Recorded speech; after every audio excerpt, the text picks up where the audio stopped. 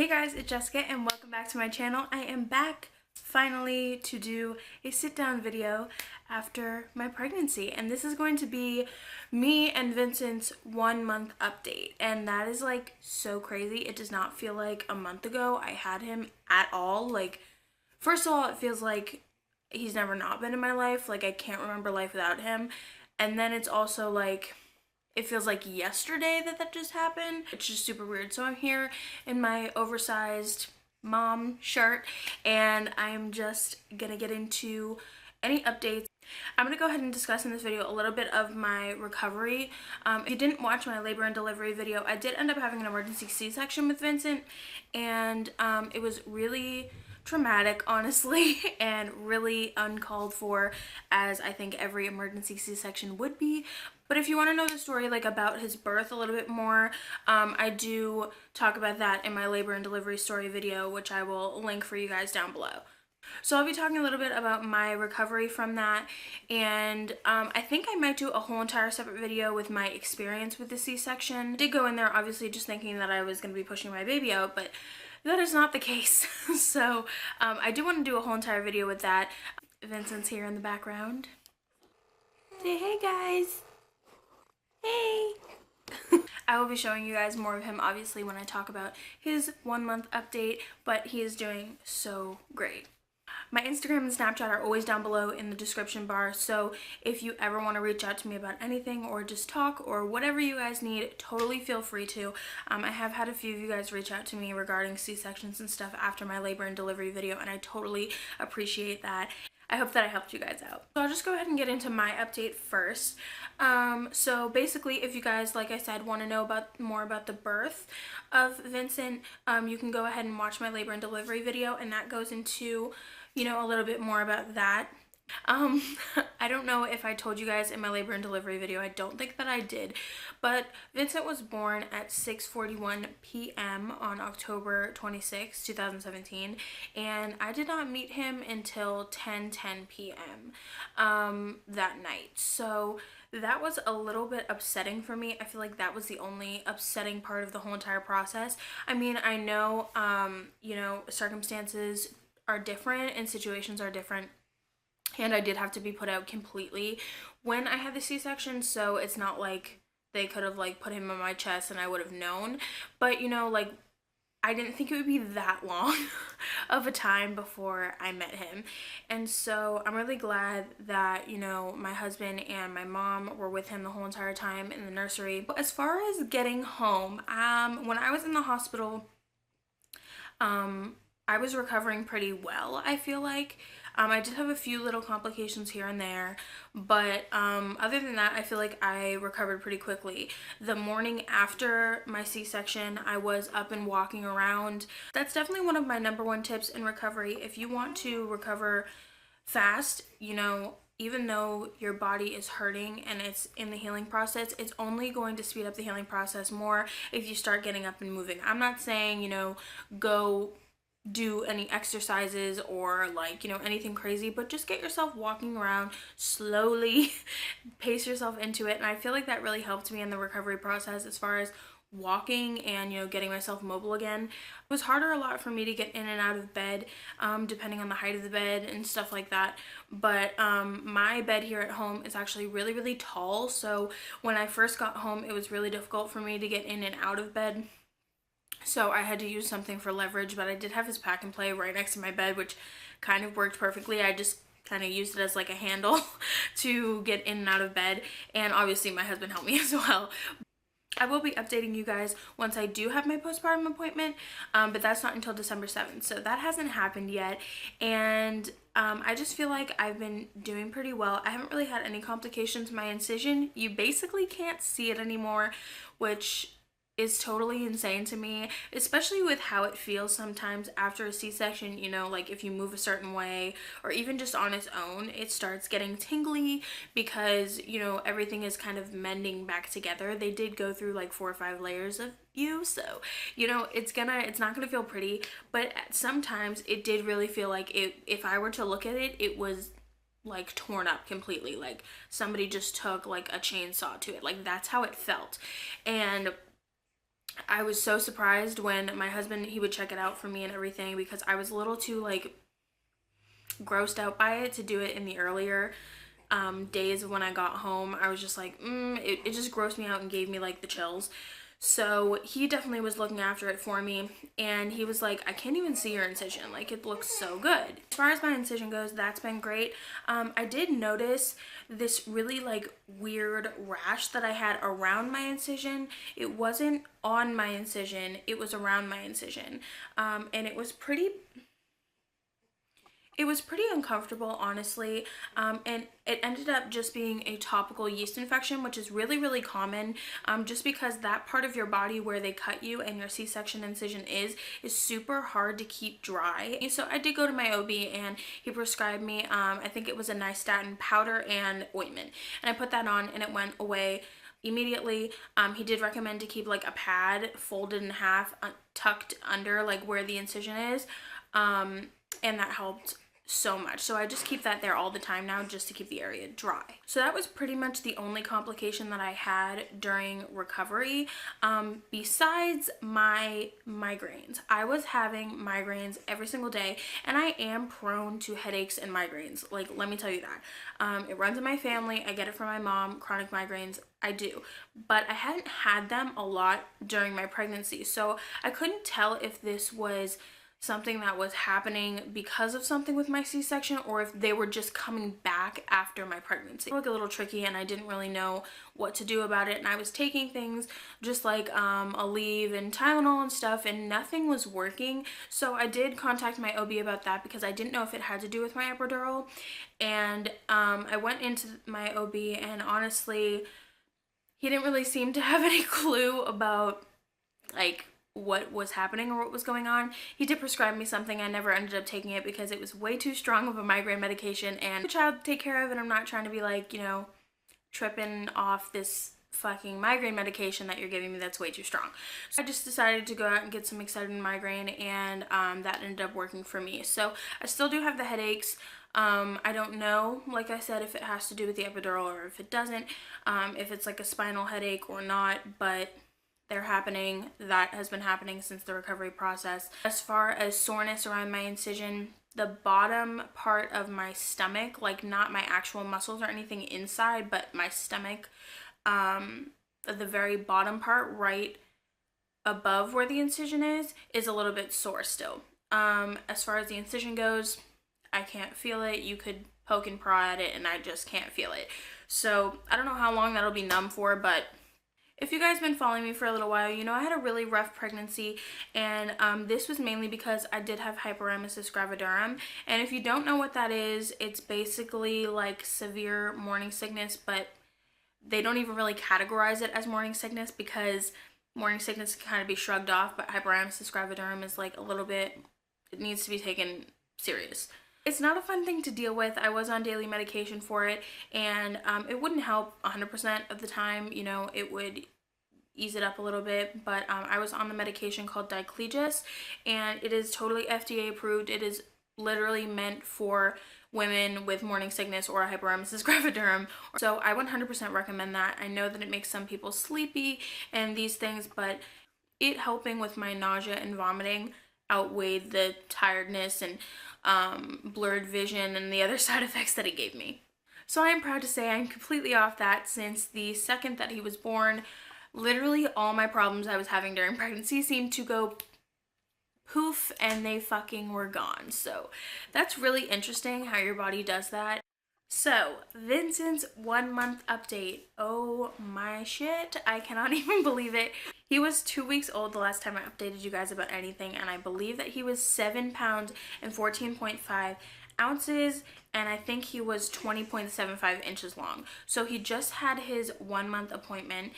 If you saw our last little vlog, I did tell you guys what he was there, but he is now at his 1 month appointment. He was 10 pounds and 6 ounces, which is insane. It's understandable, but it's insane that he grew that much.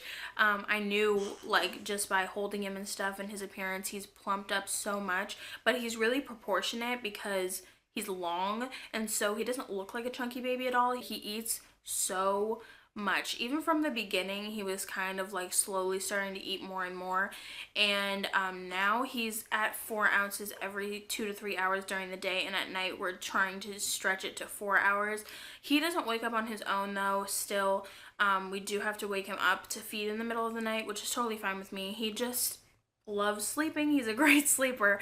At those times he does have 4 ounces each, so that's like the max for a 1-month-old right now, honestly. But sometimes he is not satisfied and he is just still hungry, and I do try to, you know, distract him. I offer him the pacifier afterwards to see if that satisfies him, and he just spits it out once he realizes that there's nothing coming out of it. He's like, Mom, why are you trying to play me like that? So we do end up giving him a few more ounces, which his pediatrician told us, you know, feed him until he's satisfied. If that's 6 ounces, then it's 6 ounces. But just not to offer him that. He's also at the 1 month fussy gassy stage.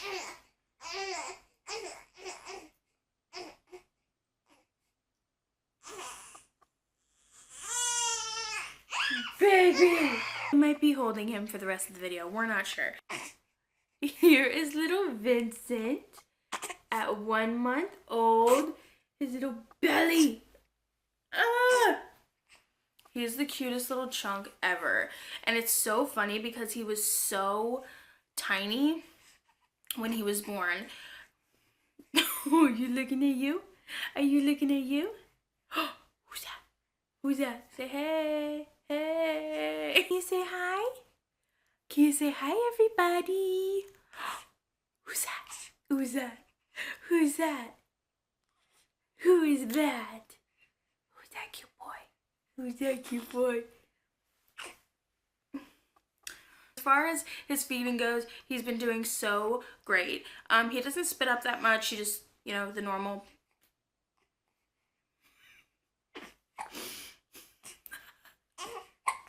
The normal baby spit ups. The normal baby spit ups. Really? He gets the hiccups still all the time, just like I told you guys in his 2-week update that he had them all the time in the womb. He still has them all the time. His pediatrician says that's totally normal. There's no harm in that. They're just annoying. Right? Are they just annoying? Like I said, he is 10 pounds and 6 ounces right now, and he grew an inch. He is 21.75 inches long. He still hates being changed, hates being cold, and hates being touched when he's being changed. But same, you know, like I feel him totally, but at the same time, you know, it needs to get done. He's getting a little bit more comfortable with it and a little bit more used to it, but I think, you know, it's just a new thing to them and they have no idea what's going on. So he doesn't like it too much. He's been doing really well with bath time. Once he's in the bath, I think the warm water really just soothes him. He's been doing really great with that. I'm just gonna have him sit there in the background and I will just continue telling him, bless you, bless you, bless you. He still hates those things. He is starting to really get fixated on things, like actually focus on things and follow them with his eyes. He'll make direct eye contact with you and smile at you now, which is so freaking cute. I've gotten so many pictures of him like smiling and really looking at me. He will literally like look into your soul, so like watch out, because like he will like make you fall in love with him. He is on Similac Pro Sensitive right now. He was on Similac Pro Advanced, but it didn't really seem to be doing that well with his stomach. We did just put him on the sensitive formula just to make it a little bit easier for him and easier on his stomach.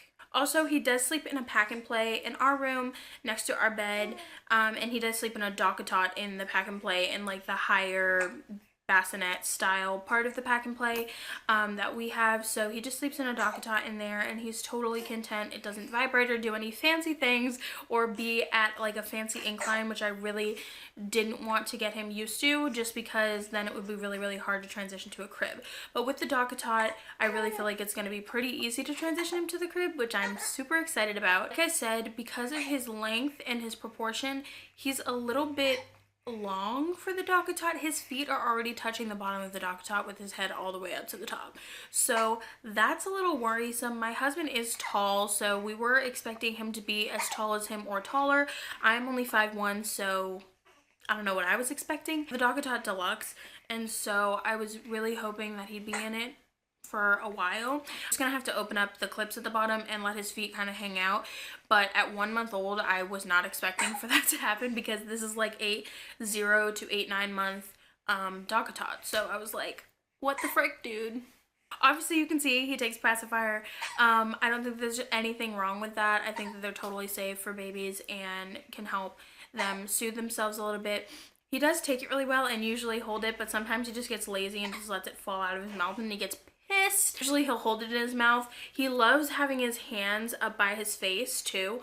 That's like ever since day one. He's loved having his hands up by his face like that. And it's funny because in ultrasounds, when we found out that he was a boy in his gender reveal ultrasound, that one he had his hands up by his face like this, and so it's so funny to see that he still does it. Also, I want to address the fact that I feel like he's maybe starting to look a little bit more like me, which I'm really happy about. I mean, obviously I don't care who he looks like, but it is cute to like see that some of the faces and expressions that he makes are totally me. Like I feel like he has my attitude and my soul, so that's good. He smiles really big. He gets like squinty eyes like I do, and just a little bit of the facial expressions he's been making recently, I've been like, I see me, I see me. And so it's just really exciting for me to like see that because everybody's just been telling me that he doesn't look like me at all. He obviously has completely opposite coloring than me. He has blue eyes and blonde hair, and his skin undertone is a little bit more olive than mine. I'm just really pasty white and he isn't as much. Other than that, I feel like that's all we can really update for right now. 1 month is still pretty much newborn and he doesn't do all that much. He sleeps a shit ton, loves sleeping, loves car rides. And like I said, he's starting to smile a lot more like at actual things and at people, which is really fucking cute. I'm like I get cute aggression every single time he smiles because I just want to squeeze his freaking face off. It's so damn cute. Another thing, he has just grown out of newborn diapers, like a lot. He kind of went from like being really tiny to now, boom, he's a plump little child because he went from newborn clothes and floating in newborn clothes, let me tell you, literally floating in newborn clothes, to now he's in 3-month clothes. So I don't know, he's proud of himself. He says, yeah. So guys, I think that's it for our 1 month mommy and baby update. To be filming a newborn essentials video because I do have a few products that are definitely like, you guys need to go get them if you're a new mom or if you're about to have a newborn. You need the products that I'm going to tell you about in that video. So make sure to subscribe so you don't miss out on that video or anything else that I have coming up. Like I said, I am also going to be working on doing a C-section experience sort of video. So if you guys are looking forward to that, please let me know and I will talk to you guys in my next video. Bye! Say bye-bye, baby. Can you say bye-bye? Can you say bye-bye? Bye-bye. Close enough. I won't sleep till you're safe inside. Breathing patterns. And did you just freaking smile? And did you just smile? See, I cry every time he smiles because it's so cute. I feel like my emotions have been... Bless you. Bless you. Bless you. I bless you, bless you, bless you. Anybody else in favor of just staring at their newborn child for hours and hours at a time? Because that is me. Look at him. Are you kidding? I'm crying. Okay. Let's not.